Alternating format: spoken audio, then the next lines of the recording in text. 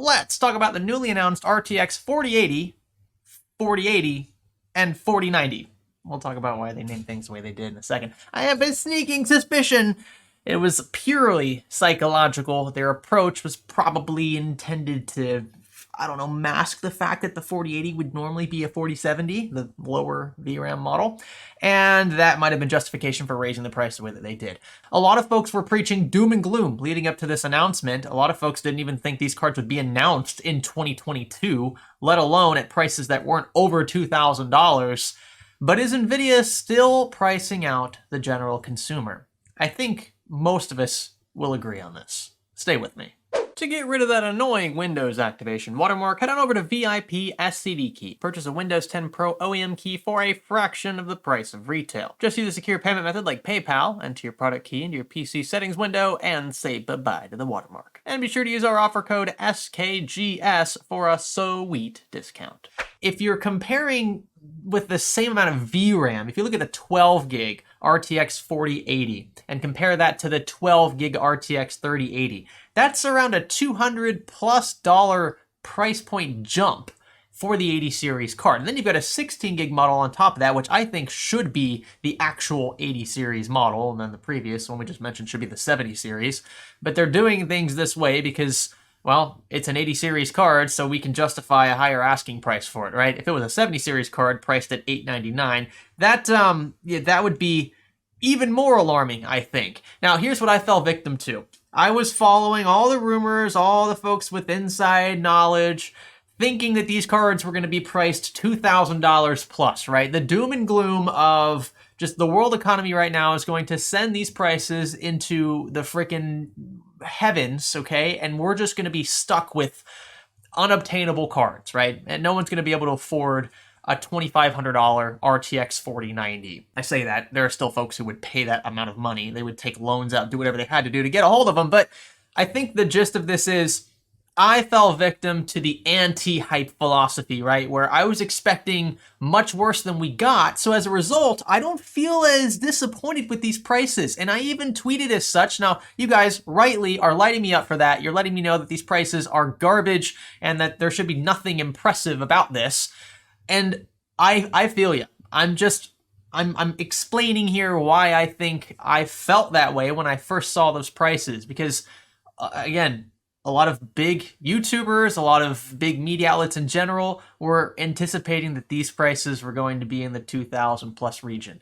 And the fact that they're not means, well, that's good news, right? But are these prices objectively good? No, I don't think they are. And I think Nvidia is on that path of pricing out the general consumer from the higher end stuff. The 3080, it was actually, I think, a pretty awesome card at MSRP at the time, especially compared to Turing, which was a very weird launch. I didn't like the vibes I got from those announcements back then. Pascal was really good. Maxwell wasn't too bad either, but Turing was the one chink in the armor, right? It left a sour taste in the mouth. This launch, if I hadn't had those preconceived notions about prices, this launch would feel like that. Because while these cards look extremely powerful, they also are extremely expensive for what they are.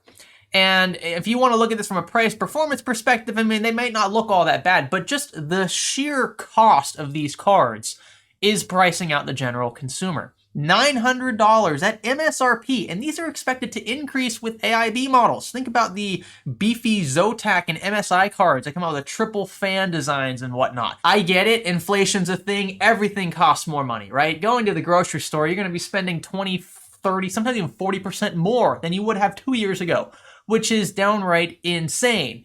But should you expect to pay that much more for a graphics card for a commodity that you don't really need? Let's be honest, if you're gaming, you don't need a 4080. It'd be nice to have one, but you don't need it. It's called discretionary spending. And that's the first thing that tends to drop in the midst of, a recession, more or less. Whether or not we call this a recession, the fact is everything is a lot more expensive and wages are not going up to compensate at the same rate. And so I think one of the first things to be hit will be graphics card sales like these. Yes, there will always be that person that just does whatever he or she has to do to get a hold of it. Again, taking out loans, doing those like payday loans, the types of payment plans we talked about in one of our previous videos. Those can be very dangerous if you do not pay them off on time. And interest is it's not low. I mean, you'd be better off, frankly, just paying off the interest on a credit card than you would paying the interest off some of these loans that you see out there, these payment plans. So please do not succumb to things like that if you cannot already afford it up front. If you know you can make the payments on time, that's cool. Having more cash in your pocket is, I mean, I get that. But if you're paying this off because you can't afford it now, that's a worst case scenario. That's how people get into serious credit trouble. So tread lightly here if you're on the fence about whether or not you can even afford a card like this, which is a bit insane. I mean, 80 series cards have always been more expensive, of course. They're some of the best cards out there.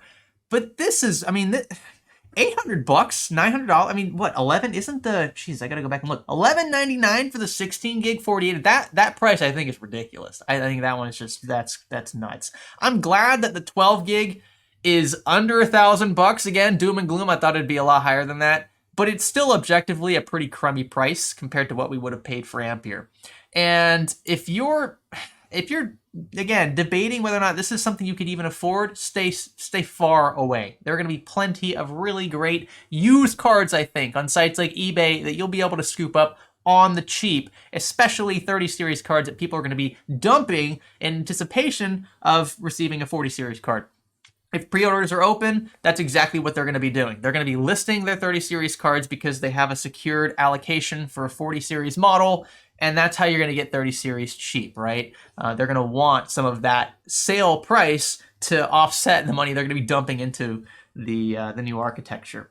The thing is, though, I mean, $11.99 for a 4080, an 80 series card in general, even $900 for a 12 gig, that's a computer in and of itself. Right there, which means that any of the rigs that these cards are going into will almost automatically be $1,500 plus all in, probably $2,000 plus, because you got to think about the power supply as well. It could be a lot better. So I don't want my tweet, if you saw my tweet, to rub you the wrong way, although it clearly has. I'm going to leave it up. I'm going to own it. I did feel like these prices were not all that bad at first, because I expected a lot worse. But it doesn't change the fact that these prices are still pretty crummy. And yeah, so what I think most of us should do who are at least somewhat budget conscious is give a quick glance to sites like eBay, see what things are selling for used. Yes, I know buying used always comes with added risk. The eBay buyer protection guarantee is pretty solid. I've never been paid anything from eBay to say what I say about them. The eBay buyer protection guarantee is just that good, usually. Yes, there are bad apples, bad experiences, but for the most part, it's going to have the buyer covered more so than the seller, at least in my experience. So I would just give a quick glance there before committing to something like this. And definitely do not buy something like this ahead of independent reviews, ahead of actually seeing the performance laid out, because some of the quoted metrics are just super vague. Not that I'm surprised, but when you think about, I mean, 2 to 4 times rasterization performance, I'm pretty sure I saw that somewhere. I have to pull up the article. That is, that's a pretty big window for performance. I mean, even if it's 2 times, right? That's on the far low end of that spectrum. 2 times is impressive, but again, you've got to think about not just spending more for the card, but spending more for the power supply, possibly upgrading your case, other things. If the size constraints are going to be an issue, these cards are definitely going to be pulling a ton of power, the higher end ones especially. So keep all that in mind. I just wanted to quickly get this out there just to give you an idea of where my head is at with regards to this launch. Totally came out of the blue. I knew that this announcement was coming, but we weren't sent to this event. We weren't there in person. I frankly got the email from Nvidia, and I immediately knew that I wanted to send a quick PSA out in a video like this. Let me know your thoughts. I'm sure a lot of you are going to be disappointed. I get it. I'm sure Nvidia does as well. It's not like they don't expect things like this to happen. Price hikes are never popular with the general consumer. Then again, just because the general consumer complains doesn't mean the general consumer won't buy. They might still buy. And that's going to be the validation NVIDIA is looking for here. If you outright object to prices like these, do not buy them. Let them know. Send a signal. We can still send a message. It just depends on how we all react. Will I end up buying one of these? Yeah, I'm going to have to, because I mean, this is what I do for a living. But would I buy one of these as a general consumer? Definitely not. I'd be looking all day on eBay for 30 series cards, heck, even 20 series cards. You might find decent 20 series cards. For higher end rigs, you could look as far back as Pascal 10 series. So just, do a bit of due diligence there. But the 30 series cards, I would say, are probably the safest bet. They're the newest releases.